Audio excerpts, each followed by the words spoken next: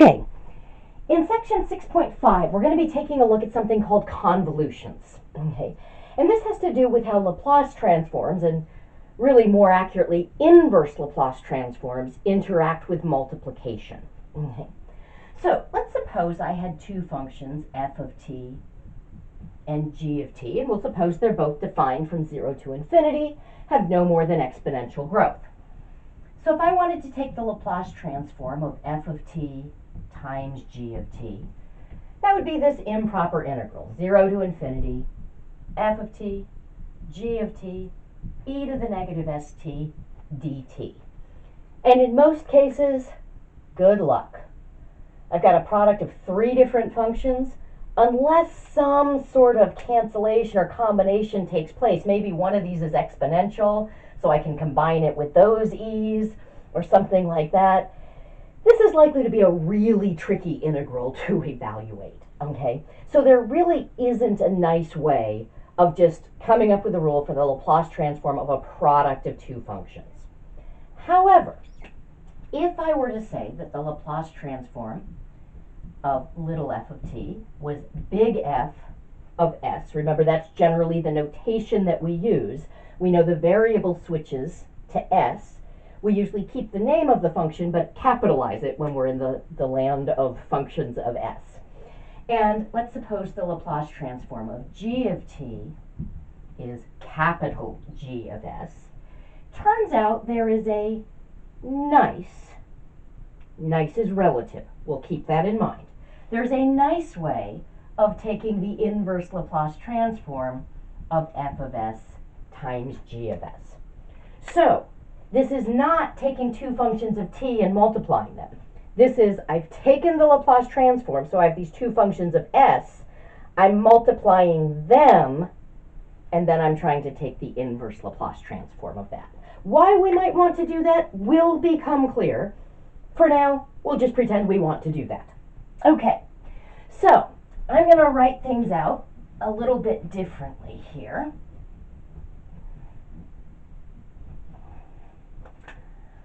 I'm going to say the Laplace transform of f would be the integral from 0 to infinity. I'm going to write this as a function of v, f of v e to the negative sv dv. Really doesn't matter because this is just a dummy variable, because I know that the Laplace transform is going to be a function of s. All of the, usually it's t's, but whatever they are, the t's, the u's, the v's, whatever they are, they drop out because when I take an antiderivative, I'm going to plug in my limits of integration. Now, of course, I can't plug in infinity, but I'll evaluate the improper integral by replacing this with a variable and then taking the limit as we go to infinity. So it doesn't really matter what name I use for this variable. Okay. And I'm going to write the Laplace transform of a function g. I'm going to do the same thing. I'm going to use a different variable. I'm going to use u. E to the negative su du. So I'm purposely using a different dummy variable for the two things. They're different problems, different functions, different Laplace transforms. This is just going to be some function of s. There will be no v's in the formula. This will be a function of s. There will be no u's in the formula.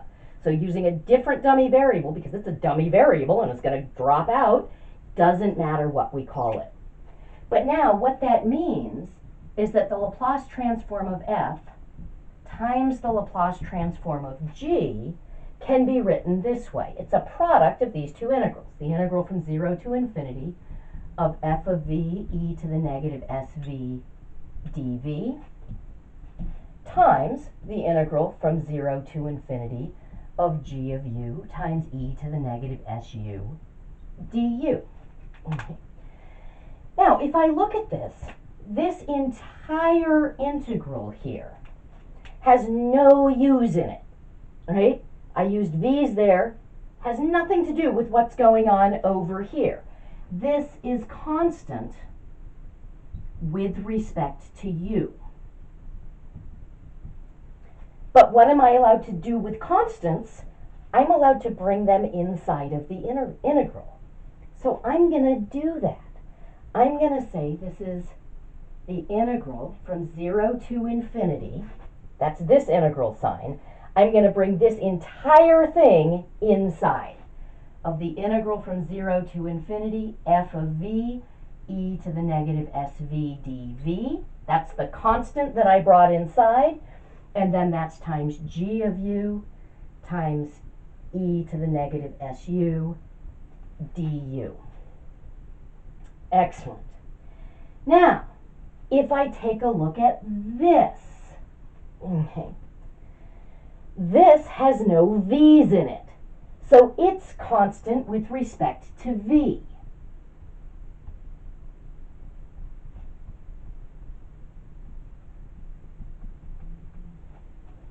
So I can pull that inside of this integral, which is with respect to v. This is constant with respect to v. I can pull it inside. So if I do that, I get the integral from 0 to infinity, f of v, g of u, e to the negative su, e to the negative sv, dv, du. Okay. Now, this is a double integral. If you've taken 3c, you're familiar with these things. If you haven't taken 3c, you're not. Okay. I'm going to keep working through the derivation. All we had so far was I was working with this integral or with this integral, because stuff with v's was constant with respect to u and stuff with u's was constant with respect to v. What I'm about to do is essentially here, we're doing this integral here first, okay? Now that's something that if you've had 3c, you're familiar with, and if you haven't, you're not. But we work our way from the inside out. Because the derivation of this is a little convoluted and does involve double integrals, which is something that not everybody in the class has had, I am not going to hold you responsible for this derivation. I do want to show it to you, because if you've had 3c, you should be able to follow completely. And I think even if you haven't had 3c, it should make some sense. I'm going to explain things recognizing that not everybody's seen double integrals before. So this right here, as I integrate with respect to v, I'm just holding u constant. So for the purposes of this inside integral right here, u is constant, s is constant, v is my only variable. Whatever the differential is here, that tells me what the variable is. Okay. And pretty much, we deal with double integrals by just doing single integrals one at a time. So even if you haven't had multivariable calculus, you should be able to follow the argument, but I'm not going to hold you responsible for reproducing it, because that just doesn't seem fair if you haven't had this before in multivariable calculus. Okay.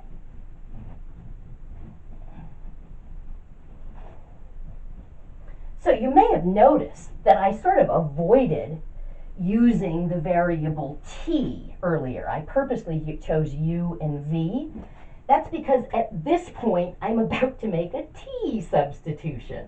I'm going to just copy this up in the upper left-hand corner of the board, but I'm going to combine these two pieces. This is going to be e to the negative s times u plus v. And that's what's going to become my t, is the sum of these two dummy variables, u plus v. So let me just copy it up here first, and then we'll make that t substitution. So I've got the integral from 0 to infinity of a bunch of stuff du. And on the inside is my integral with respect to v. And that was f of v, g of u, and then we said e to the negative s times u plus v. And that was dv. Okay, so now just working with this, where v is my only variable. Every other letter is constant for the purposes of this inside integral. So s is constant and u is constant for the purposes of that integral. I'm going to do a t substitution, letting t equal, u plus v. That means dt will just be the same as dv, because that's constant, so its derivative is 0. And so if t is just a constant plus v, dt is just dv. Okay, But this is also going to imply that I can solve for v. V is going to be t minus u. Okay. So I'm going to now try to rewrite this inside integral in terms of t. So I'm still going to have this outer shell. We've got the integral from 0 to infinity du. Okay. And now f of v is going to become f of t minus u. There's my g of u. There's my e to the negative st dt, and then du. I dropped my second integral sign. I'm so sorry. I started here. I should have started here. Now my limits of integration have to change to u values. To t values. T is u plus v, and these were my v values. Okay, so 0 plus u would just be u. Okay.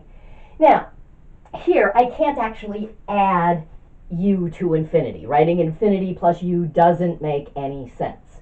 But I know the way I would evaluate this is by having some variable there that would be going off to infinity. So if I had a b up here, it would become b plus u. B plus u would still be going to infinity. So we're still doing an improper integral to infinity. We're just now starting at u. Okay, so this is the double integral that I have. Now this is the place where if you've had 3c, it's a little more helpful than if you haven't, but that's okay. We'll get there. Okay, we're going to do something called Fubiniizing. Okay, Fubini has a theorem. It's called Fubini's theorem, and it has to do with switching the order in which you integrate.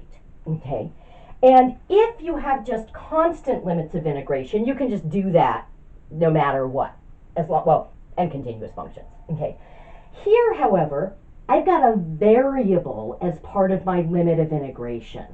So when that's the case, what I need to do is I need to take a look in the TU plane at what's the region over which I'm integrating. So if this is my t-axis and this is my u-axis, okay, yes, for each value of u, because remember, when I do this integral on the inside here, I'm holding u constant. So if u is constant, I'm at some fixed height here. Okay. And my t values are going to vary from u to infinity. So if I draw in this line right here, t equals u. Okay. At this fixed height of u, coming across, I'm coming across, I'm coming across, here's where t is equal to u. That's where I'm starting, and t continues going on towards infinity. If I'm at a different height, if I'm at this u value, here's where t is u, that's where we're starting, and then t goes off to infinity. Okay. And we're doing that for all u values from 0 to infinity. That's why I only drew this in the first quadrant. So this right here, this sort of infinite triangular region that I've just drawn, that's going to be the region over which we're going to be doing this integral.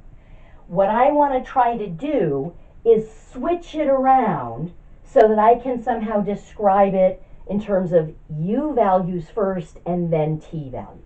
And that's where we'll pick up in the next video.